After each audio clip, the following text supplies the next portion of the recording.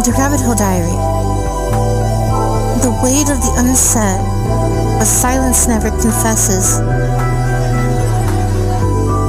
Welcome back, wanderers of the in-between.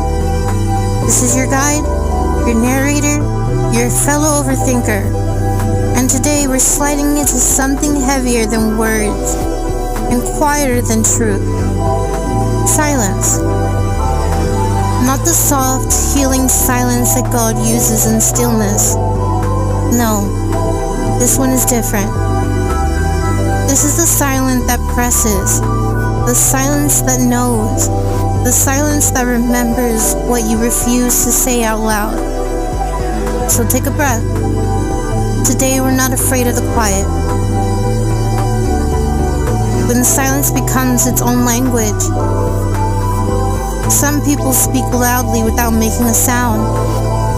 Their silence carries meaning, disappointment, anger, caution, longing, fear. And you speak too, but your silence is fluent, poetic, and sometimes dangerously honest. We're diving into the science of it, the spirit behind it, and the emotional fingerprints hidden inside the things left unsaid. Because silence has a memory, and it keeps its receipts. The psychology behind silence. Here's a fun fact from the Psych Corner. Silence isn't neutral. It's always a message. In psychology, silence often means one of three things. 1. Protection. You're guarding something tender, something not ready to be exposed. 2. Avoidance. You don't want to confront the truth, because the truth requires change. 3. Power. You're assessing, observing, gathering data like a quiet detective of the soul. But the real kicker? Silence reveals more about you than the person you're being silent toward. Biblical wisdom. God speaks in silence too. God doesn't waste silence. Look at 1 Kings 19 verse 12. And after the fire came a gentle whisper. A whisper, not a thunderbolt. Sometimes God trusts you enough to speak in subtlety. Sometimes He's waiting for you to quiet your storms so you can finally hear Him. Silence becomes sacred when you allow it to guide instead of scare you.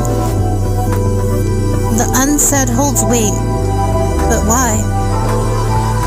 You ever walked into a room and felt something unspoken hit you before a word was exchanged? Energy is real.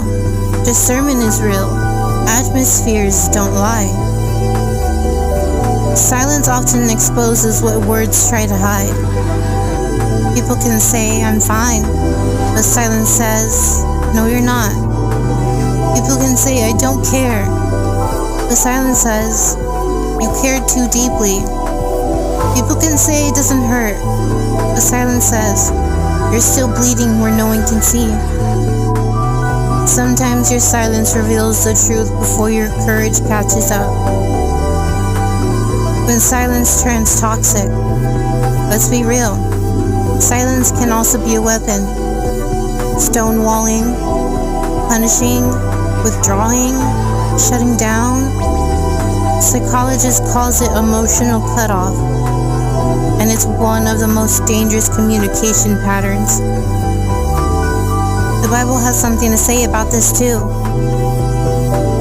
Let your yes be yes, and your no be no.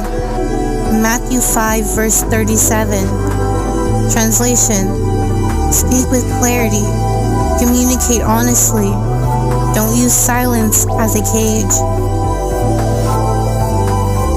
When silence is divine protection, sometimes your silence isn't fear. It's wisdom, discernment, protection. God will close your mouth when He's protecting your future. God will keep you quiet in rooms where your voice would be mishandled. God will restrain your tongue when your truth is too valuable for unprepared ears. Psalms 141, verse 3 says, "Set a guard over your mouth. Lord, keep watch over the door of my lips." Because sometimes staying silent saves you from a storm you can't afford to fight. Think back to a time when your silence said more than your words ever could. Maybe it was heartbreak. Maybe it was betrayal. Maybe it was growth. Whatever it is, your silence was a boundary you didn't know how to articulate. And here's the twist. Your silence did not make you weak. It made you aware. It made you observant. It made you spiritually sharp. The unsaid was still true. It just lived inside you until you were strong enough to speak it. Healing turning silent into strength. Here's how you reclaim your voice without losing your peace. Sit with your silence. Ask it, what are you trying to tell me? Speak when it's safe. Not everyone deserves access to your inner world. Release what hurts. Don't let silence burden build walls around your heart. Use silence as discernment, not punishment. Your silence is a tool. Use it wisely, not destructively.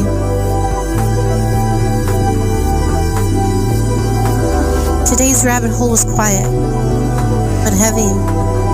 Silence is not empty. It's full of revelation, and you, wanderer, are learning to hear what the world never says out loud. This is your host, signing off until the next descent. Stay curious, stay discerning, and remember, even in silence, heaven speaks.